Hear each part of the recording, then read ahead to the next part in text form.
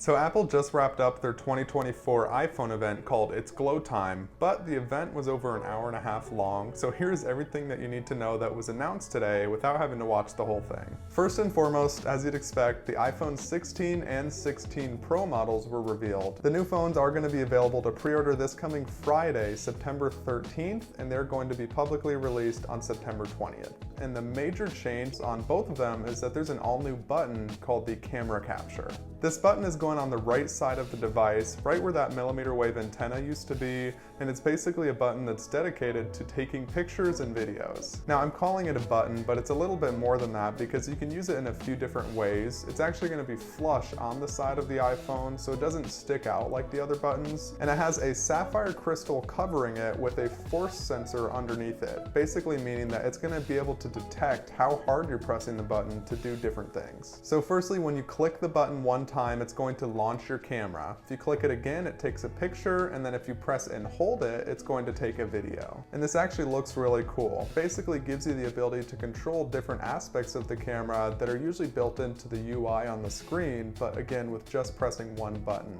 The other really cool thing about it is you can actually slide your finger on it as well. So it's going to be touch sensitive, and you can slide between different controls in order to change things like the exposure, the focal length, and things like that. Other features that are the same on the Pro and standard models is they are going to both have a new chip. The A18 chip for the iPhone 16 and the A18 Pro for the Pro models. They did also put some focus on battery improvements using these chips, so the phones will use anywhere from 20 to 30% less battery but have the exact same performance as the previous model. And Apple did mention several times that these phones were built for AI from the ground up, and they kind of made it sound like these are the only phones that have the AI features, but this will be across the board on iOS 18, so you do not have to get these new iPhones to access the Apple Intelligence features. However, on that point, there is actually one feature that's only going to be available on the 16 models, which is a new thing called Visual Intelligence. And this has to do with that new camera control. It's basically a way to use your camera to access AI features and have the AI tell you about things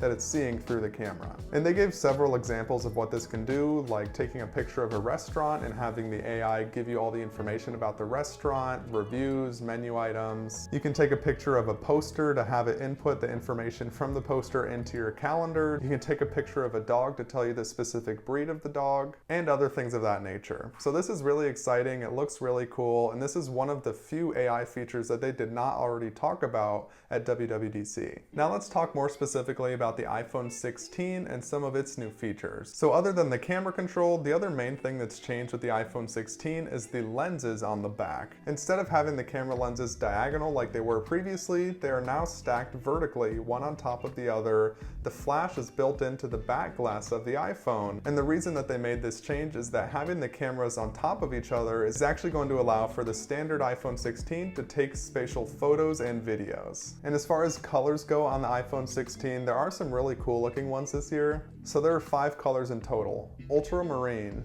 teal, pink, white, and black.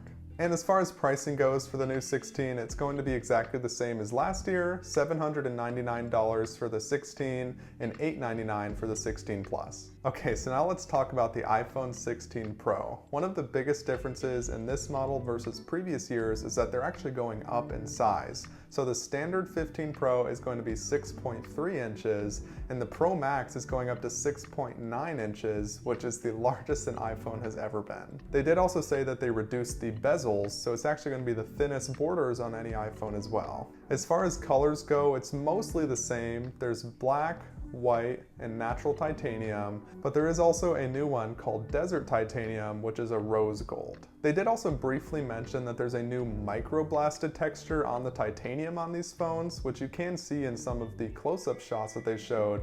I'm not entirely sure what this is going to be like in person. I'm very curious though, and it looks really nice. The cameras are going to be mostly the same on the Pro models as they were last year, other than one new feature, which is 4K video at 120 frames per second. Basically, this just means that you can take slow-mo video at 4K now, and they actually had a whole segment about this where they filmed a music music video for the weekend just using the iPhone and showcasing the slow-mo on it. It looks pretty good, and if you always film at 120 frames per second, you will also be able to go back and adjust the frame rate when you're editing. So if you don't want it to be slow-mo, you can play it at full speed at 120 frames or go down from there. There's also a new audio mix feature, which looks pretty cool, but I'm not sure how functional it's going to be for most people. It sounds like it's something that pros might use. Basically, this is an AI feature where it can isolate different parts of the audio in your videos just based on how you want it to sound. So it can capture voices, it can remove background sounds, or it can do a mixture of both to get you the best sounding audio. And as far as pricing goes, it's going to be the same as last year. The 16 Pro comes in at $999,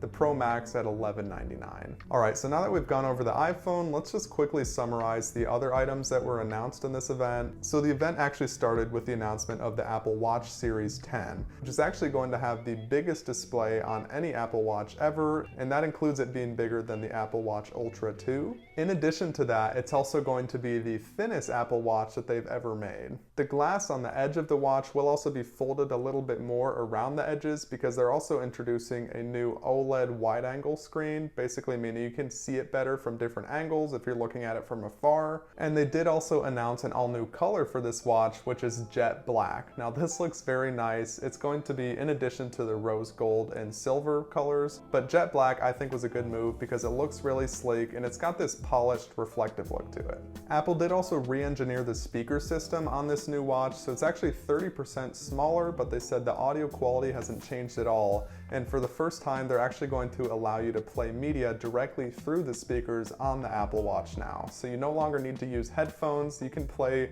podcasts, music, or things of that nature directly out of the Apple Watch. The new watch will also have the upgraded S10 SIP. It's going to have watchOS 11 on it, which actually has a brand new feature, which is sleep apnea detection. Basically just another health feature that can let you know if you're having sleep apnea, because most people go undiagnosed when they have it. And with watchOS 11 coming out, that feature will also be available on the Apple Watch Series 9 and the Ultra 2.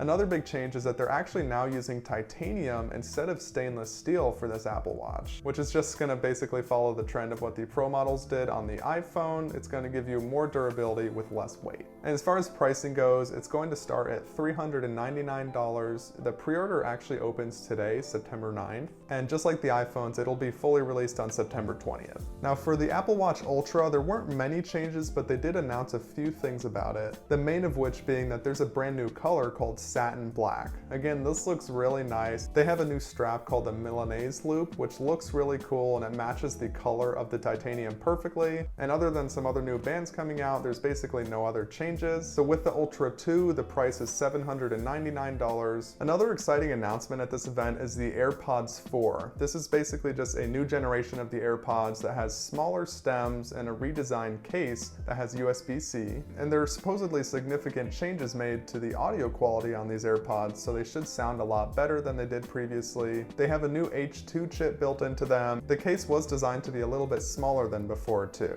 Another thing is that they actually are releasing two different versions of the AirPods 4, which is basically a lower and a higher end version.